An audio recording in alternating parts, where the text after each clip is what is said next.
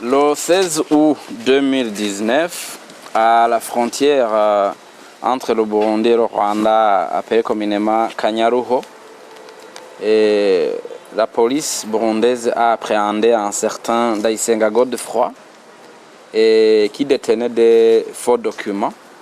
Il se rendait au Rwanda à l'ambassade du Canada et il allait déposer le dossier contenant ces faux documents pour qu'il ait le visa vers le Canada.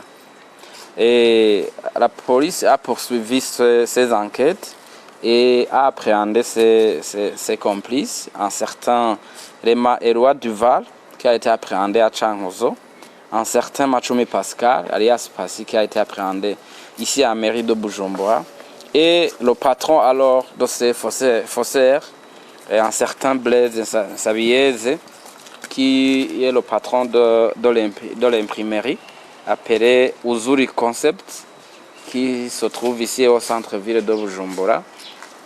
Et celui-ci, c'est un ingénieur civil et il a été appréhendé à Gitega. Et il détient alors cette imprimerie qui fabrique tous ces faux documents. Et c'est lui qui fait fabriquer ces faux documents et qui les signe et qui appose des cachets et qui envoie alors ces Burundais détenteurs de ces documents vers le Canada. Et sur ces criminels, au niveau de cette imprimerie, la police a saisi tout un arsenal informatique qui est utilisé pour la fabrication de ces faux documents, 2 photocopieuses, 3 scanners, 5 unités centrales, une imprimante Epson, une machine à relier à spirale, un plastificateur, un onduleur, 3 machines CAD Papers, 2 agrafeuses, un électrostimulateur, 4 écrans, et 4 claviers en DVD et 4 allonges. Et au niveau de ces ordinateurs, la police y a saisi les versions électroniques de tous ces faux documents.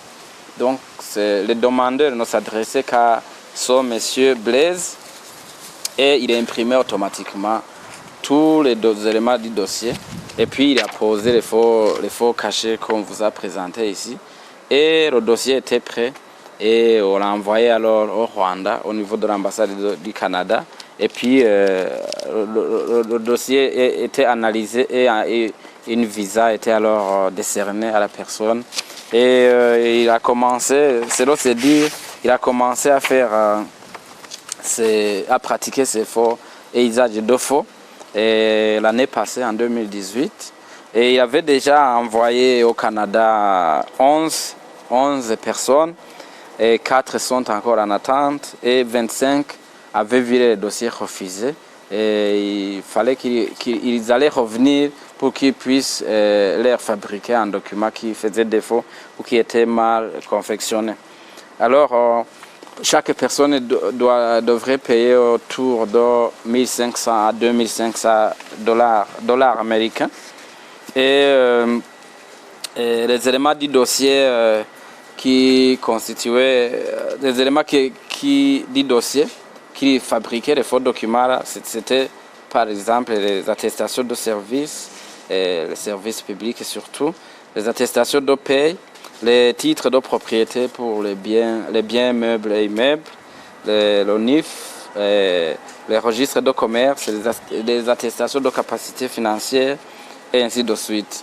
Alors les demandeurs allaient se rendre généralement au Canada, soi-disant pour aller faire les études là-bas, et où y vivre et faire les études là-bas et par leur propre capacité. Je vais vous citer après les noms des personnes qui sont déjà parties. Après ces infractions de faux et usage de faux qui sont prévues et punies par le code pénal burundais, il y a pire.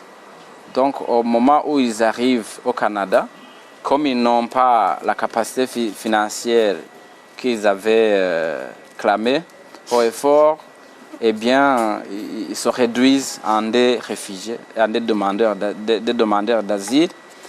et mentent à l'administration canadienne que ce sont des réfugiés politiques. Il y en a même qui se dépêchent avec des lames de rasoir au niveau du dos pour montrer qu'ils étaient torturés au Burundi.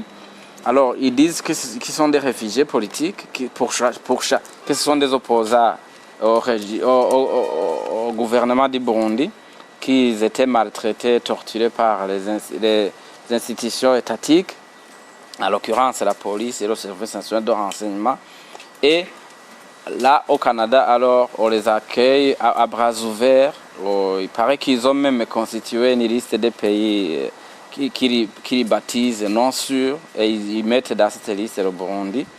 Et pour les ressortissants de ces pays, ils octroient immédiatement des documents pour les réfugiés. Alors ces gens-là se proclament comme des réfugiés politiques et les déclarations, ce sont les déclarations qui sont reproduites dans les rapports des organisations soi-disant de défense des droits de l'homme qui sont publiés contre le Burundi. Et ces personnes sont même utilisées pour la fabrication des firmes qui accusent le Burundi de violations graves des droits de l'homme. Ce sont ces personnes-là qui deviennent des témoins et qui disent qu'ils étaient détenus dans une prison au service national de renseignement, dans une prison de police quelque part, qu'ils ont été torturés par, ils désignent une certaine autorité policière ou administrative et l'accuse de les avoir torturés alors qu'il s'agit de purs mensonges. Et ce qui est dommage, c'est que l'administration canadienne, que ce soit au niveau de l'ambassade du Canada au Rwanda ou au Canada même, à leur destination, ils les croient à leur dire et acceptent tout ce qu'ils leur demandent et les prennent pour des réfugiés et des réfugiés politiques, alors qu'en réalité, ce sont des criminels, ce sont des faussaires qui devraient être plutôt appréhendés et jugés ou alors extradés vers le Burundi pour qu'ils puissent répondre de leurs crimes. Et nous voudrions alors donner un message à la population suite à ce cas et demander à la population de toujours rester vigilante face aux faussaires, face à ces escrocs et de ne pas être trompé par des gens qui promettent ce qu'ils ne peuvent pas réaliser. Et la population doit rester vigilante et ces pays étrangers comme le Canada doivent également être vigilants et vérifier chaque fois les documents qui sont présentés par les gens qui proviennent du Burundi, qui se disent qu'ils sont persécutés, alors qu'il n'y a aucune persécution dans ce pays. Et s'ils ne sont pas complices, ils devraient plutôt approfondir les enquêtes et plutôt appréhender ces criminels. Parce que parmi ces personnes qui sont au Canada, aucune n'a reçu des documents qui sont délivrés par les administrations burundaises. Ce sont des faux documents jusqu'à preuve du contraire. Donc, s'ils ont des doutes, il y a des représentations du Burundi. Ils peuvent approfondir les enquêtes au lieu de travailler sur des mensonges. Et je vais alors citer les personnes qui sont parties avec ces faux documents. Et 11 personnes, les 10 sont partis en 2018 et la 11e est partie cette année. Et je vais le citer. La première personne, c'est Chubahiro Gilov de Kanyosha, mairie de Bujumbura, et Higiro Hai de Bujumbura. Celui-ci était en travail de l'ambassade de Belgique à Bujumbura. Nishimwe Annie Mariette, qui est née à Musaga, ici à mairie de Bujumbura, un certain Kaneza Adinette, qui est né à Ngagara, ici à mairie de Bujumbura. Mugisha Lionel est né à Ngagara, ici à mairie de Bujumbura. Dushime Landry Bellard, qui est né ici à Bujumbura. Et Iteka Karl Brunel, qui est né à Ngozi. Et il a cause Liv Kelly, qui est né à Ngagara, ici à mairie de Bujumbura. Et Nibogora Kelly, qui est né à Muruta, à Kayanza. Et Isere Ervina, qui est né ici à mairie de Bujumbura, à Kinanira. et Lise Gahimbare, qui est née en Ngagara ici à mairie de Bujumbura. C'est celle-ci qui est partie en 2019. Et pour toutes ces personnes, alors pour qu'elles soient admises, devraient présenter un dossier comprenant une lettre d'admission d'une université canadienne, parce qu'ils doivent d'abord demander une lettre d'admission au Canada, dans une université canadienne, et puis un certificat d'acceptation au Québec, une lettre d'octroi du visa du Canada, un formulaire de demande de visa, un formulaire de composition familiale, un passeport, une copie des anciens passeports et les photos passeport. Tous ces documents, alors, sauf les documents qui proviennent du Canada, tous les autres documents sont alors fabriqués par ces faussaires.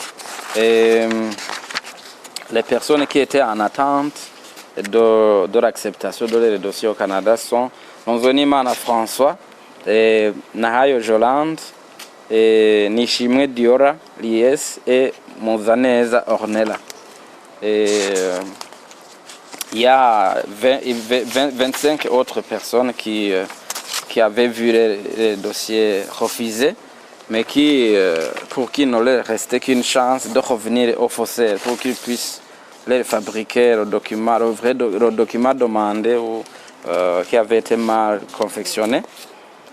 Et ces personnes qui avaient vu les dossiers rejetés sont Kevin Nyonsaba, Cynthia Kwizera, Gloria Munezero, Alain Michel, Ishemezo Aimé, Kalini, Isaac Nkurikiye, Regis Musoda, Iradukunda Eloge, Maniraho Regis, Hervé Mbungabunga, Ingabire Divine, Rukanura Nelson, Iradukunda Lise, Arakaza Arcade, Nibigira Alain, Landry Habimana, Gateka Ange Olia, Kayuku Alexis,